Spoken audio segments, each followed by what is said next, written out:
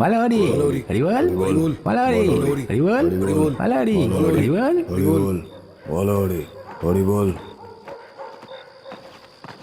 হরিধ্বনি দিতে দিতে যাচ্ছিল শ্মশান বন্ধুর দল।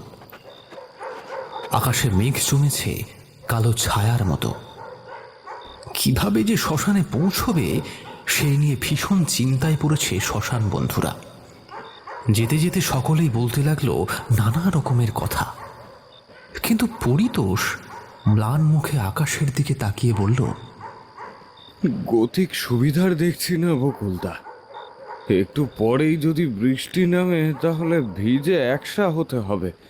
আর নিতাইয়ের বউটা যেভাবে মারা গেল, দিন দিন যেন সন্দেহবাতিক হয়ে উঠেছিল। কেন রে, কি হয়েছিল? মৃত্যুটা যে স্বাভাবিক ছিল না তা বোঝাই যায়। স্বামীর সঙ্গে কি নিয়ে যে তুমুল ঝগড়া লেগেছিল সেদিন। পরে অবশ্য ঝগড়াটা মিটেও গিয়েছিল। তারপর সে ধান সিদ্ধ করতে বসে। সেই সময় উনুনের আগুন কাপড়ে লেগে যায়। কিছু বোঝার আগেই দাউ দাউ করে জ্বলতে থাকে সে। প্রবল চিৎকারে কেঁপে উঠেছিল সমস্ত বাড়িটা। ওই সময় নিতাইয়ের চোখে পড়ে ঘটনাটা। তাড়াহুড়ো করে সে এক কলসি জল ছুঁড়ে দেয় স্ত্রীর দিকে, কিন্তু তখন অনেক দেরি হয়ে গেছে। আগুন ছড়িয়ে পড়েছে গোটা শরীরে। শেষমেশ যখন আগুন নিভল, তখন তার স্ত্রী মাটিতে পড়ে আছে, একটা ঝলসানো নিথর দেহ।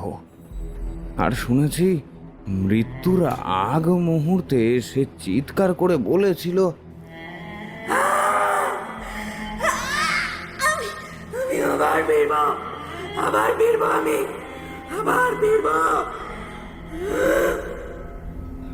কথাটা শুনেই সকলে ভয়ে আড়ষ্ট হয়ে গেল। একজন চাপা স্বরে বলল, ভাই, এই সময় ওসব কথা কেন বলছিস? যার মৃতদেহ কাঁধে সে যদি কোনো অস্বাভাবিক আচরণ করে, গা ছমছমে পরিবেশ, আমার তো এসব ভাবতেই ভয় করছে। তোরা একটু চুপ কর না।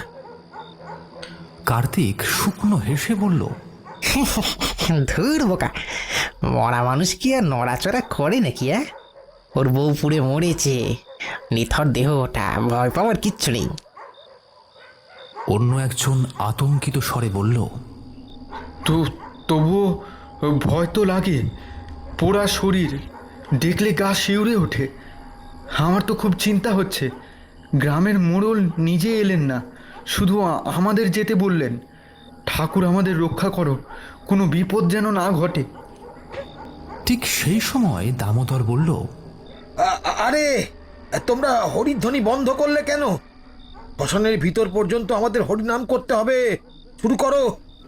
মালাহরি হরিবল মালাহরি হরিবল মালাহরি হরিবল। দূর থেকে দেখা গেল শ্মশানটা। শ্মশানে প্রবেশ করে ওরা চিতা সাজাবার কাজে নেমে গেল। কিন্তু এই সময় হঠাৎ শুরু হলো তুমুল ঝড়। এই ঝড়ের দাপটে শ্মশানের অনেক গাছ ভেঙে পড়ল মাটিতে। পরিতোষ গলার স্বর উঁচু করে বলে উঠল, এ কি রে বাবা, এ যে ঝড় শুরু হয়ে গেল। এই মনে হয় বৃষ্টি নামবে বলে। এই তাড়াতাড়ি করো। সকলেই তাড়াহুড়োর মধ্যে চিতা সাজাবার কাজে ব্যস্ত হয়ে পড়ল। মাটির উপরে একটা চারপায়া খাটিয়ার ওপর শোয়ানো ছিল মৃতদেহটা। বাতাসে মৃতদেহের ঢাকা খুলে গেল, মুখ বেরিয়ে এলো মৃতের। মৃতদেহ স্পর্শ করে বসেছিল কার্তিক। মৃতদেহের চোখের পাতা খুলে গেল এবং সেইখান থেকে বিচ্ছুরিত হতে লাগলো লাল রঙের আভা। তাই দেখে সে চিৎকার করে বলে উঠল, ওরে বাবারি, কে কোথায় আছো? আমাকে মেরে ফেললে, ওরে বাবারি। সকলের চোখ কার্তিকের দিকে। তাকে চাপটে ধরেছে মৃতদেহটা। পালাতে চাইলেও সে পালাতে পারছে না। শ্মশান বন্ধুরা ছুটে এলো, কিন্তু প্রেতের সামনে কেউ টিকল না। একে একে ছিটকে গেল সবাই।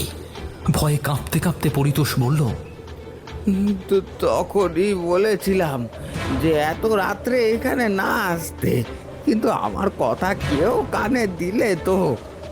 এখন যে করেই হোক আমাকে পালাতে হবে। কিন্তু এই সময় চিৎকার ভেসে এলো। কেউ যেন সজোরে বলে উঠল, প্রতিশোধ আমি নিতে চাই।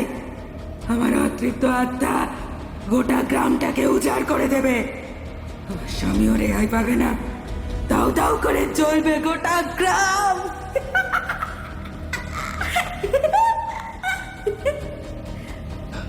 কথাটা বলেই সে অদৃশ্য হয়ে গেল। পরিতোষ দৌড়ে প্রায় শ্মশান থেকে বেরোবার পথের দিকে চলে এসেছিল, কিন্তু ঠিক সেই সময় সে অনুভব করল কেউ যেন তার পাটা চেপে ধরেছে। সে পারল না বেশি দূরে এগোতে।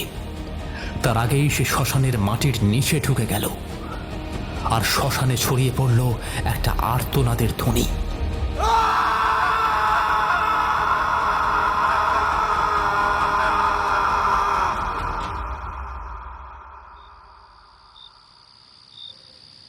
রাতের বেলা সবেমাত্র খেতে বসেছিল নিতাই।